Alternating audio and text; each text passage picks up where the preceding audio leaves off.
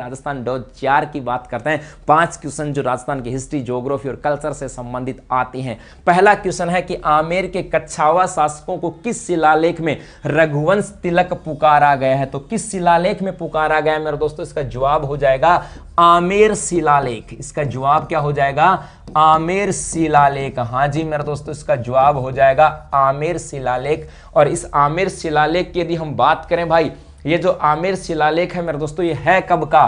तो याद रखना ये 1612 का आता है। और इस आमेर शिलालेख में आमेर के जो कच्छावा शासक हैं उनको क्या पुकारा गया? रघुवंश तिलक पुकारा गया। जो कि ये कहें कि जो राम तो था, राम के जो बेटे थे लव और कुश के जो वंशज, इनको बताया गया है। ये आपको ध्यान में रखना, आमेर शिलालेख। तो सीधा क्वेश्चन पूछा जा सकता है आमेर शिलालेख। दूसरा है भाई, बूंदी राज्य की स्थापना किसके द्वारा की गई? फटाफट से मेरे दोस्तों कमेंट्स का जवाब दे दीजिएगा, इस क्वेश्चन का जवाब दे दीजिएगा, कमेंट्स कर दो कि बूंदी राज्य की स्थापना किसके द्वारा की गई है। हाँ जी मेरे दोस्तों, बूंदी राज्य की स्थापना किसके द्वारा की गई? ये क्वेश्चन आप लोगों की तरफ से आ जाना चाहिए। उसके बाद हम लोग इसकी चर्चा करने वाले हैं।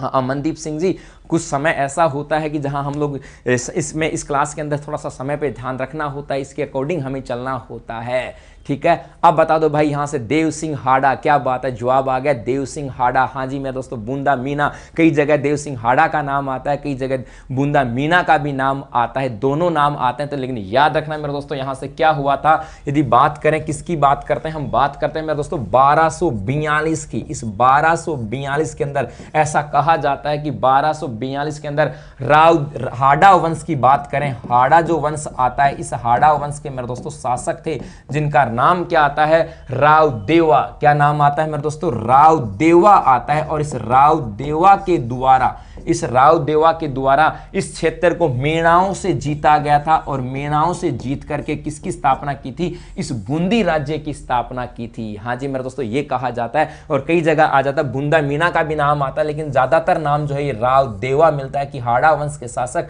राव देवा के द्वारा 1242 के अंदर मीना जो जाति के जो लोग थे उनसे जीत करके मेरे दोस्तों बूंदी साम्राज्य की स्थापना की थी। एक चीज और बता दो यहां से, क्या ये जो बूंदी है, इस शहर है, इस बूंदी शहर की बात करें, यहां पर इस प्रकार से पहाड़ियां हैं और बूंदी जो है ये इस पहाड़ियों के मध्य स्थित है। बूंदी जो है ये दो पहाड़ियों के मध्य है। और यदि हम बात करें तो ये दो पहाड़ियों के बीच का जो स्थान है इसे कहा जाता था बूंदी का नाला। इसे क्या कहते थे मेरे दोस्तों? बूंदी का नाला या बूंदी की नाल के नाम से जानते थे। रास्ता था दो पहाड़ियों के बीच से होकर के। और दक्षिणी राजस्थान की बात करें ना, तो दक्षिणी राजस्थान में दो पहाड़ियों के बीच का जो रास्ता है उसे क्या कहा जाता है? नाल कहा जाता है। तो ये जो यहां पर बूंदी के अंदर पहाड़ियां थी, दो पहाड़ियां, और इन पहाड़ियों के बीच के रास्ते को क्या कहते थे? बूंदी की नाल कहा जाता था। और इस बूंदी की नाल में बूंदी की स्थापना की गई थी, शहर की स्थापना की, इसलिए नाम क्या पड़ गया मेरे दोस्तों? बूंदी पड़ गई। और बाद में इस बूंदी की नाल में ही, इस बूंदी की नाल में क्या किया गया मेरे दोस्तों? यहां पर एक नवल सागर झील का निर्माण किया गया था। यहां पर एक नवल सागर झील, इस बूंदी की नाल के अंदर ही इसको रोका गया और यहां पर नवल सागर झील का निर्माण किया गया। यह भी आपको ध्यान में रखना है। हाँ जी, अब देखो उसके बाद नेक्स्ट तीसरे क्वेश्चन की बात करें, आना सागर झील का निर्माण किसके द्वारा किया गया? हाँ जी मेरे दोस्तों, याद रखना, आना सागर झील का निर्माण किसके द्वारा करवाया गया? तो अर्णोराज के द्वारा। आना सागर झील का निर्माण किसके द्वारा? अर्णोराज के द्वारा करवाया गया था। यह भी आपको ध्यान में रखना है। और कब करवाया गया? तो 1137 में, 1137 में अर्णोराज के द्वारा निर्माण किया गया। और याद रखना, यहां पर शाहजहां की बात करें और यहां पर किसकी बात करें? जहांगीर के द्वारा बहुत सारी स्थापत्य कला के उदाहरण भी यहां पर मिलते हैं। शाहजहां के द्वारा यहां पर दौलत बाग का उदाहरण आ जाता है मेरे दोस्तों। क्या जो शाहजहां के द्वारा संगमरमर, इस आना सागर झील की बात करते हैं, यहां शाहजहां के द्वारा 12 संगमरमर की 12 दरी का निर्माण किया गया। तो यह आपको ध्यान में रखना। तो आना सागर झील का निर्माण अर्णोराज के द्वारा। यह भी कहा जाता है कि इस अजमेर की बात करें, अजमेर के ऊपर तुर्की जो शासक थे, वो जो तुर्की जो तुर्क वाले जो लोग थे, उन्होंने आक्रमण किया था। और जब उनको मार दिया गया था यहां से, तो इस अजमेर को पवित्र रखने के लिए और उनको खून को बहाने के लिए मेरे दोस्तों, उनके खून को साफ करने के लिए इस झील का निर्माण किया गया था। यह आपको ध्यान में रखना है। चलो उसके बाद अगला आता है, भारत के संविधान की कौन सी अनुसूची के तहत राज्यपाल के द्वारा मंत्री को पद व गोपनीयता की शपथ दिलाई जाती है। मतलब सीधी सीधी बात है कि हम राज्यपाल की बात करें, उसका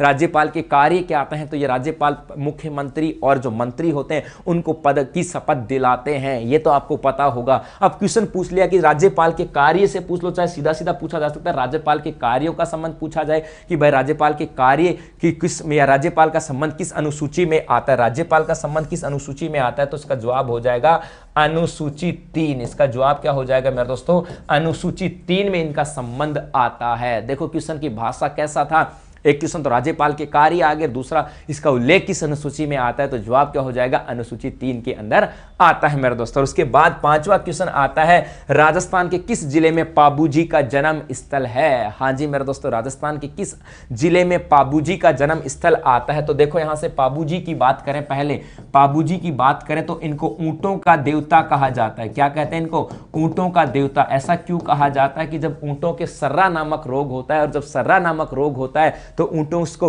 उसके मुक्ति के लिए पाबूजी की छड़ बांची जाती है, इसीलिए पाबूजी को क्या कहा जाता है मेरे दोस्तों, ऊंटों का देवता कहा जाता है। और पाबूजी के जन्म स्थल की बात करें तो इनका जन्म स्थल जो आता है मेरे दोस्तों, ये आता है कोल्लू गांव में। इसका जन्म स्थल कहां पर आता है भाई, तो जवाब हो जाएगा कोल्लू गांव। और ये कोल्लू कहां पर है, फलोदी के पास है। ये फलोदी कहां पर है मेरे दोस्तों, जोधपुर में है। तो याद रखना इनका जन्म कहां पर है, कोल्लू फलोदी जोधपुर के अंदर इनका जन्म स्थल आता है।